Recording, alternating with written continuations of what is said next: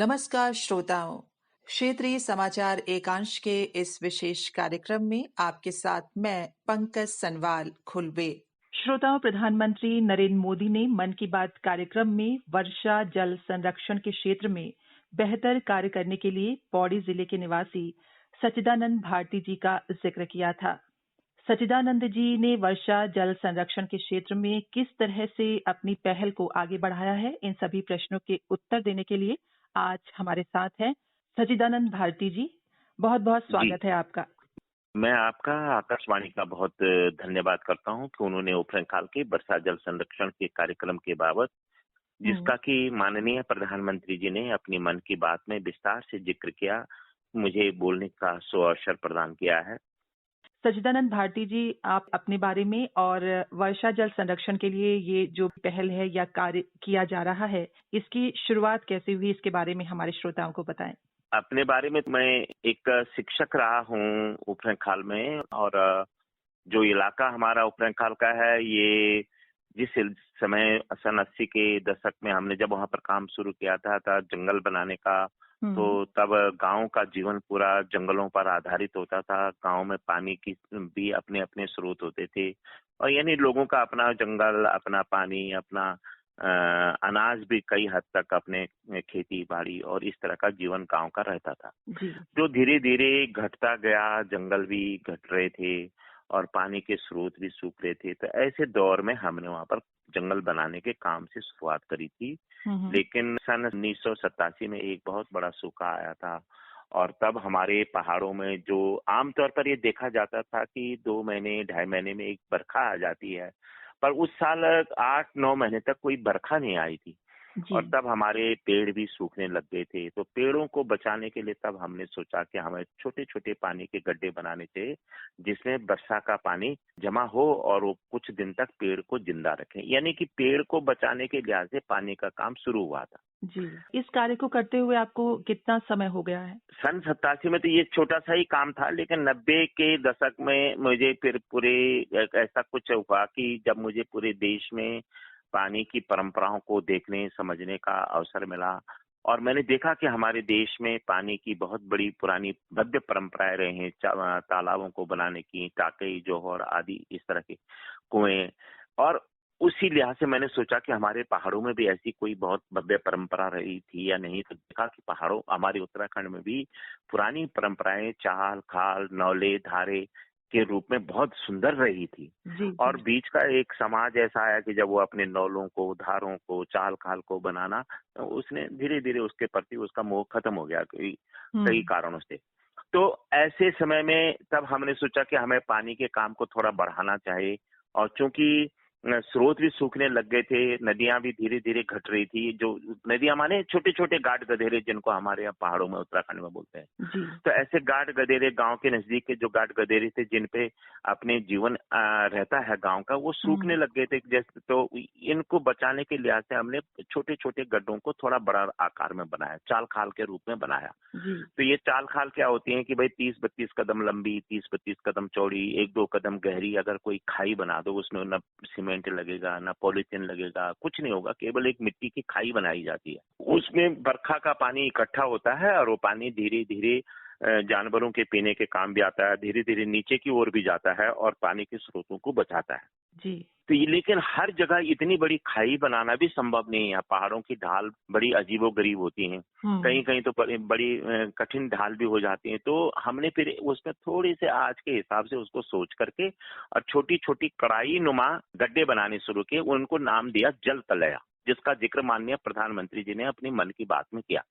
और ये जल तलया हमने बहुत बड़ी, यानी 1 घन मीटर की या 2 घन मीटर की बनाते थे। यानी कढ़ाई नुमा माने अंडाकार, जैसे अंडा होता है ना, दोनों ओर से अगर उसको प्रेशर करो तो वो बिल्कुल नहीं टूटता। तो ऐसे ही इनमें कितनी ही बड़ी बरखा आ जाए तो ये टूटते नहीं है और संभल कर रहते हैं। तो ऐसे करके इस काम को करा, और इसका नाम दिया हमने पानी राखो आंदोलन। आंदोलन का मतलब है कि जिसमें जनता की भागीदारी सीधी सीधी, कोई परियोजना नहीं है, कोई प्रोजेक्ट या कोई इस तरह की उसमें नहीं है, बल्कि लोग जिस काम में लगे हुए हैं। और लोग इसलिए इस काम में आए कि ये महिलाओं को भी बड़ा सरल लगा, क्योंकि बहुत ही सरल था, बहुत सस्ती थी, और बहुत ही टिकाऊ तकनीक और उपयोगी बात थी कि उनके स्रोत सूखने से बच गया। अगर किसी भी स्रोत के ऊपर हमने 1000-2000 जल तलैया बना दी, स्रोत सूखने से बच गया। ये उदाहरण कई जगह हुआ। यही नहीं, उफरैं खाल के काम को देखने के बाद बहुत से उत्तराखंड के इलाकों में भी लोगों ने जल तलैया बनाई। जैसे रानीखेत के पास एक गांव है, वहाँ कौशानी के पास है, इधर टिहरी में है, चमोली में है। बहुत जगह लोगों ने जल तलैया बनाई। तो जहां जहां ये जल तलैया स्रोतों के ऊपर बनी, वहां वहां स्रोत सूखने से बचे। और हमारे पूरे इलाके में तो 150 गांव में जंगल सघन हुए और पानी सजल हुआ। सचिदानंद जी, वर्षा के जल को संरक्षित करने के लिए इस कार्य में जैसे चाल खाल है, जल तलैया की बात अभी आपने की, इसको बनाने के लिए आप लोगों को किस तरह से प्रेरित करते हैं?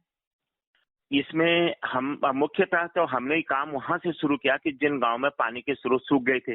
अब गांव का पानी आखिर अगर सूख जाए तो गांव में फिर मुश्किल हो जाती है ना, दूर का नल का पानी तो अब धीरे धीरे नल से भी जोड़ने लग गए, लेकिन नल भी तो स्रोती से आएगा और अगर स्रोत ही नहीं होंगे तो फिर कहाँ से पानी आएगा। तो इसलिए शुरू में तो कठिनाई थी, लेकिन धीरे धीरे लोगों ने देखा कि इसमें बहुत तेजी से घास उग रहा है, जंगल खड़े हो रहे हैं, जंगलों में आग नहीं लगती है क्योंकि साल भर नमी रहती है ना जल तलैयों के बनने से। बहुत ही एक दिन में एक ही महिला भी 8-10 जल तलैया बना देती है। ये बड़ी तेजी से लोगों ने इसको ग्रहण किया और इसका प्रभाव तुरंत लोगों को मिला भी। और जब माननीय प्रधानमंत्री जी ने जब मन की बात में इस जल तलैयों का जिक्र किया तो उससे इस पूरे इलाके में तो एक बहुत बड़ी ऊर्जा आई। लेकिन उत्तराखंड सरकार ने इसको बहुत ही अच्छे तरीके से लिया और उन्होंने कहा कि ये जो वर्षा जल संरक्षण के लिए जल तलैया बन रही हैं, ये बहुत उत्तराखंड के ग्रामों के लिए बहुत सुंदर है। और ग्राम पंचायत विभाग ने इसको मनरेगा के तहत अपनी स्वीकृति दी, मनरेगा में जल तलैया बनाई जाए। तो ये बहुत बड़ा असर मन की बात का आया। प्रधानमंत्री जी के रेडियो कार्यक्रम मन की बात में आपका जिक्र किया गया, इससे आपके जीवन में किस तरह बदलाव आया और आपके काम पर इसका क्या प्रभाव देखते हैं आप? काम पर तो इसका बहुत बड़ा प्रभाव आया। मेरे जीवन में तो ये बदलाव आया कि मुझे उसके बाद बहुत से लोगों ने थोड़ा आदर सत्कार की नजर से देखना शुरू किया। बहुत जगह मुझे बुलाया विश्वविद्यालयों ने और कहीं भी परिचय अगर जाता है तो ये इस बात के साथ जाता है कि इनका जिक्र मन की बात में माननीय प्रधानमंत्री जी ने किया। घर के भीतर और गांव के अंदर ये प्रभाव आया कि जब कभी हम उस आवाज को सुनते हैं तो हमें ऐसा लगता है कि जैसे हमारे कर्म को कोई पूरा भारत माता एक अपना वरदान स्वरूप आशीर्वाद दे रही है। लेकिन जैसे कोई कर्म जब कभी एक तपस्या की तरह हो जाता है और उसका वरदान आता है, तो इस तरह की अनुभूति हुई मुझे। सरकारों पर यह असर आया कि सरकारों ने उसकी नीति बनाई और हिमालयी राज्यों ने भी मुझे बुलाया। मैंने जैसे अरुणाचल है, जैसे सिक्किम है, आसाम है, यहाँ पर भी अब पानी की संकट आ रहे हैं। तो पहाड़ों के लिए ये जल तलैया बहुत ही सुंदर तकनीक निकल आई। जो पहले एक छोटी सी जगह पर थी, उसका फैलाव एकदम संपूर्ण हिमालयी राज्यों में हो गया। सचिदानंद जी, आने वाले समय की अगर बात की जाए तो भविष्य के लिए कुछ अन्य योजनाएं हैं वर्षा जल संरक्षण से संबंधित? वर्षा जल संरक्षण से संबंधित इसी काम को बढ़ाने का हमारा मन रहा है। अभी हम लोगों ने करीब 40,000 जल तलैया बनाई हैं और पंकज फुलवेजी, लेकिन हमारे उत्तराखंड की देवभूमि से एक छोटा सा एक प्रयोग निकला जिसके परिणाम बहुत अच्छे आए और ये हमारा सौभाग्य है कि देश के प्रधानमंत्री जी ने उसको अपना वरदान दिया। अपनी आवाज में पूरी देश और दुनिया को उसका परिचय दिया। अब उसको शक्ति स्वरूप होकर के बढ़ाने का और निरंतर करने का काम ही हमारा रहना चाहिए।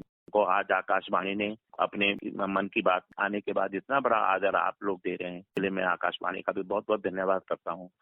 कार्यक्रम के अंत में आप कोई संदेश देना चाहेंगे हमारे श्रोताओं को? मेरा यही संदेश रहेगा कि भाई हर किसी को पानी का महत्व समझना चाहिए। पानी हमारा बिल्कुल साक्षात जीवन है। ये जल है तो जगदीश है और जल है तो कल है। जो ये बात कहते हैं ये बिल्कुल सत्य है और पानी की हिफाजत करनी चाहिए। इसको बिल्कुल हर किसी व्यक्ति को जितना संभव हो पानी का संरक्षण, संवर्धन और उसकी स्वच्छता पर ध्यान देना ही चाहिए। सचिदानंद भारती जी, आपका इन सभी जानकारियों को आकाशवाणी समाचार देहरादून से साझा करने के लिए बहुत बहुत धन्यवाद। धन्यवाद।